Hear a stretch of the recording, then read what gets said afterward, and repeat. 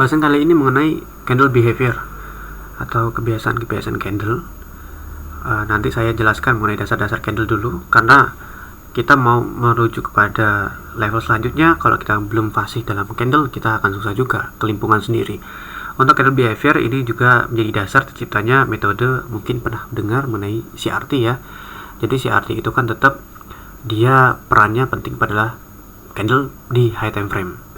Dia menelisik daripada kebiasaan-kebiasaan candle, open dan close-nya, kondisi candlenya, sehingga terciptalah CRT gitu.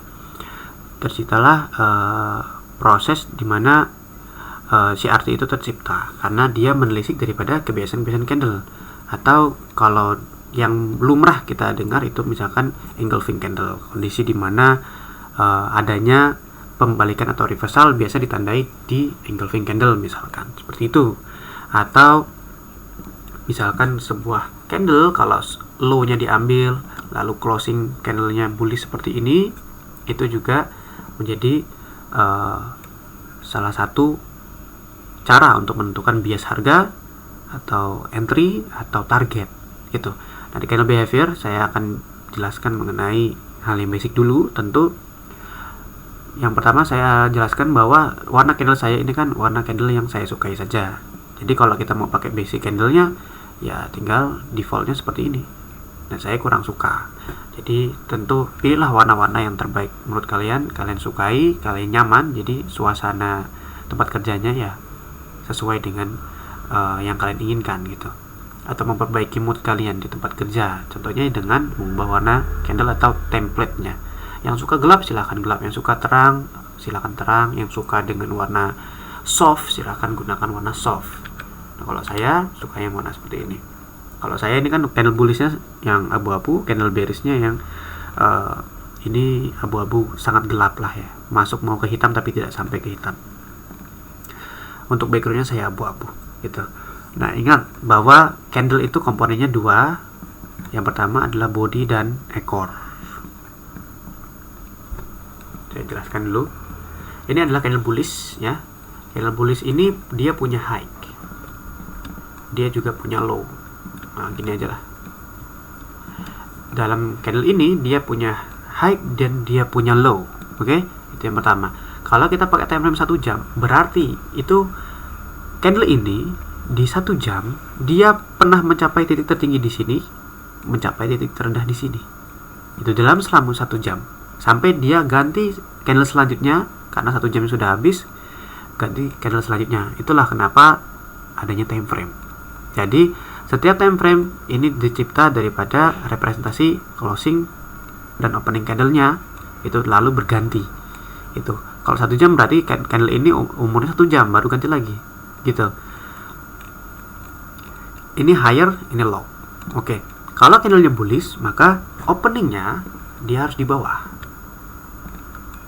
Kita warnai hijau.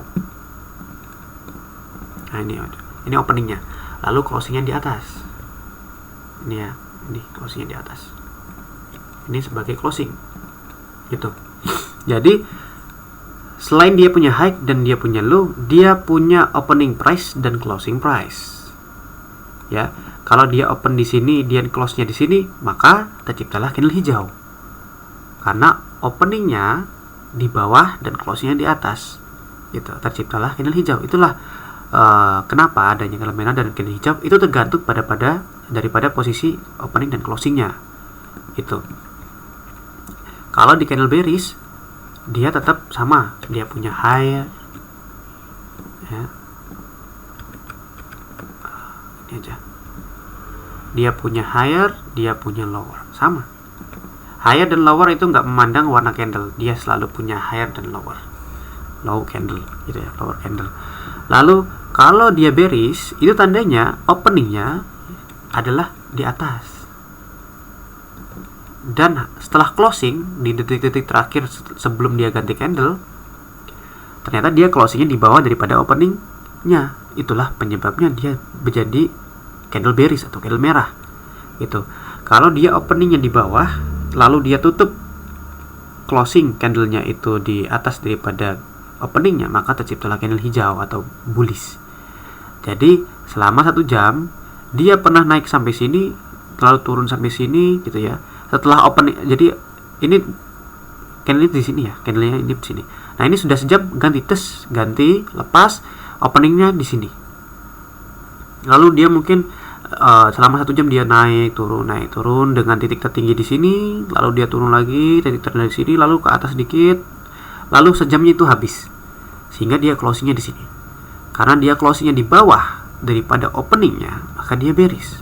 Jadi dapat ya, confluence-nya dapat. Kalau di candle bullish itu tandanya openingnya di bawah, closingnya di atas. Kalau dia candlenya bearish, openingnya di atas, closingnya di bawah. Itu masalah higher dan lower candlenya, semuanya sama-sama punya higher dan lower candle, tidak memandang warna atau kondisi candlenya bearish atau bullish. Nah itu bagian-bagian candle. Nah jadi dimana opening dan closing itu adalah bodinya nanti gitu.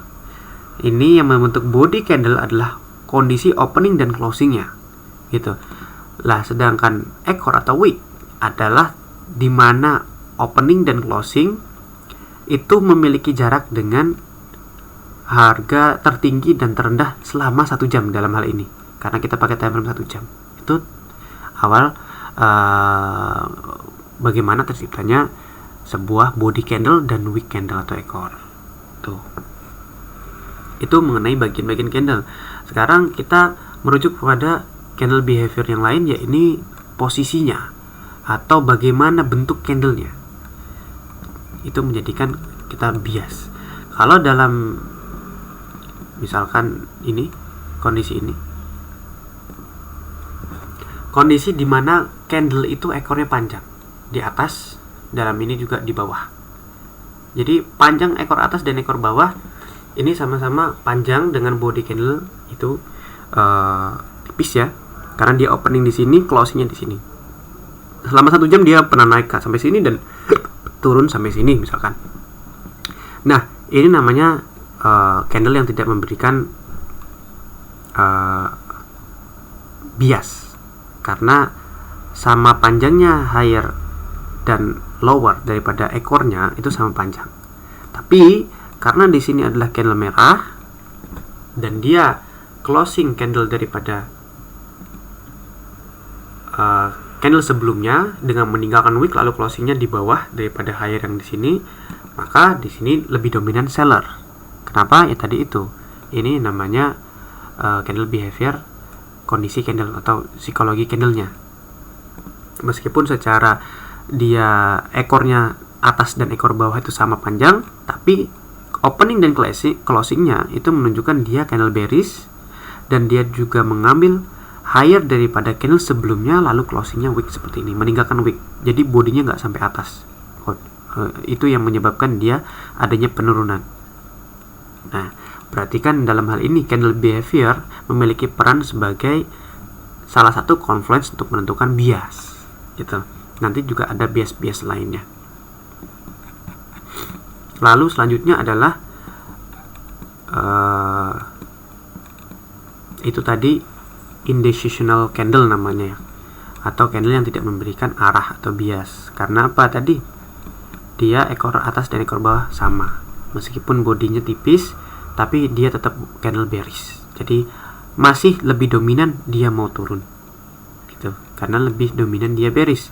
Karena warnanya merah, dia sudah ambil higher daripada candle sebelumnya dan closingnya meninggalkan ekor atau wick gitu. Lalu ada juga, nah ini candle yang memberikan bias bagus ya, salah satunya ini tadi. Dia mengambil low candle sebelumnya, dia closing wick. Nah dalam case ini ekor yang di bawah itu lebih panjang daripada ekor yang di atas ya. Ekor yang di bawah lebih panjang daripada ekor yang di atas. Tandanya rejection daripada efek pembelian lebih dominan daripada efek penjualan gitu. Sehingga ekspektasinya adalah candle yang selanjutnya adalah candle yang akan melanjutkan kenaikan gitu. Atau dalam penentuan bias dalam candle seperti ini, dia sudah ambil low yang candle sebelumnya, closingnya wick, lalu dia dilanjutkan dengan kenaikan candle selanjutnya. Candle selanjutnya apa? Dia closing di bodinya.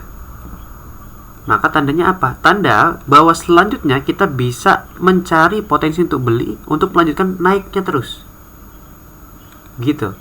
Jadi kalau dia closingnya pakai body, maka yang bias yang tercipta di sini karena dia rejection belinya lebih dominan dan dia setelah closing candle yang ini dia closing body, maka selanjutnya dia masih bisa melanjutkan kenaikan belum adanya tanda reversal, misalkan seperti itu. Itu bagaimana menentukan bias daripada candle gitu. Nanti kita membahas mengenai POI atau point of interest dan AOI atau area of interest, yang mana nanti juga disatukan dengan candle behavior. Nah, di sini kan dia sebetulnya dia sentuh open close levelnya ini sebagai salah satu level POI.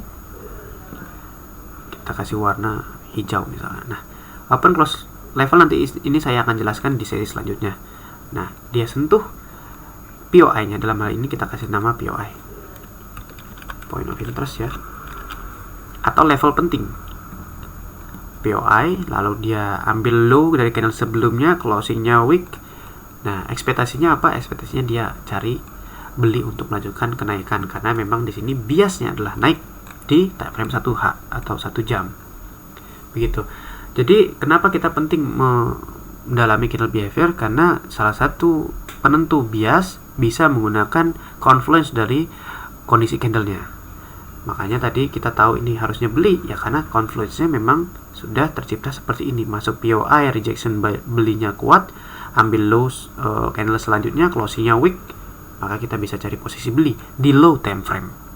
Nah, saya kan sekarang lagi menjelaskan candlenya dulu. POI-nya juga saya belum jelaskan dan lain-lain. Kita fokus ke kondisi candle.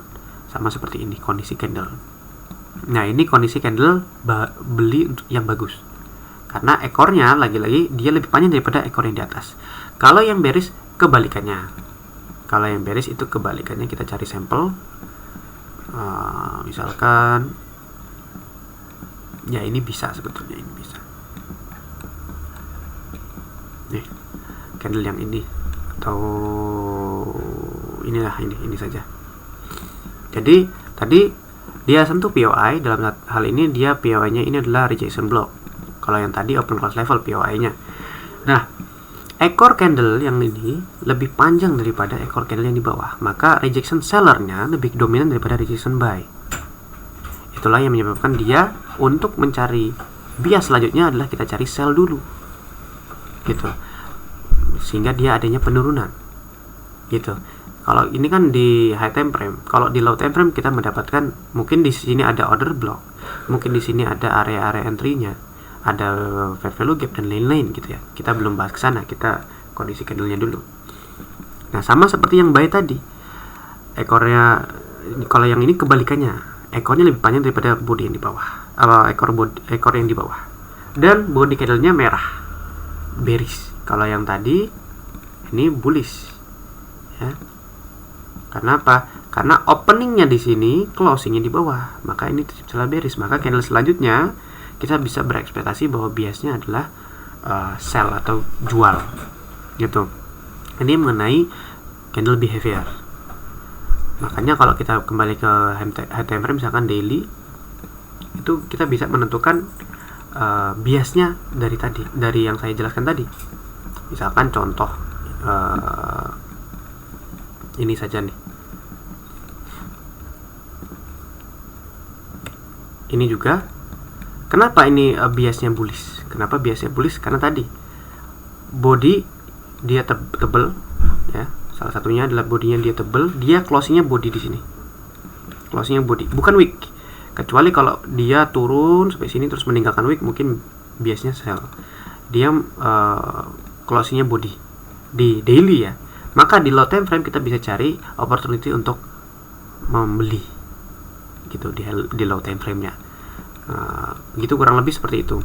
Nah, untuk ini misalkan ini closingnya bodinya tebel, ini candle bullish, maka ekspektasi selanjutnya adalah candle yang selanjutnya bisa kita cari opportunity untuk beli, gitu. Ini candle behavior. Jadi kenapa candle behavior itu penting? Ya untuk menentukan bagaimana kita menentukan open posisi di low time frame-nya nanti berdasarkan candle yang tercipta di high time frame sebelumnya, sehingga kita mendapatkan confluence daripada candle itu. Nah, ini bahasan mengenai candle behavior. Nah, ini kurang bagus. Kenapa? Karena sebetulnya ekornya tidak panjang di bawah ya, ini di atas, tapi dia lebih dominan kepada bodinya, lebih kuat. Bodinya dia lebih tinggi di sini daripada candle-candle yang lain. Maka di sini tandanya kalau bodinya bullish panjang seperti ini, tinggi gitu, rejection daripada transaksi pembelian itu lebih dominan daripada sellernya. Dan lagi pula kalau nanti kita merujuk kepada POI, di sini ada AOI atau area of interest, di sini adalah fair value gap. Sehingga saat ada fair value gap bullish, ya ekspektasi kita adalah kita cari beli. Contoh, ini AOI, area of interest kita, ini low-nya diambil seperti yang tadi, ya sudah. Lalu body candle-nya bagus sekali, dia bullish setelah dia masuk ke area of interest, setelah mengambil low candle ini dan closing-nya weak. Nah, maka ekspektasi selanjutnya, candle selanjutnya kita bisa cari beli. Untuk sampai mana? Sampai ke external liquidity. Nanti kita jelaskan mengenai liquidity juga. Begitu mengenai candle. Jadi candle di high time frame khususnya itu bisa kita gunakan sebagai bias harga, sehingga untuk transaksi di low time frame untuk kita mendapatkan RR yang bagus, risk reward yang bagus. Nanti saya jelaskan juga mengenai risk reward itu lebih banyak, sehingga untuk pergerakan yang tidak terlalu lama atau tidak memakan waktu lama seperti kita melakukan investasi, kita mendapatkan keuntungan yang sama atau bahkan lebih besar. Itu mengenai candle behavior.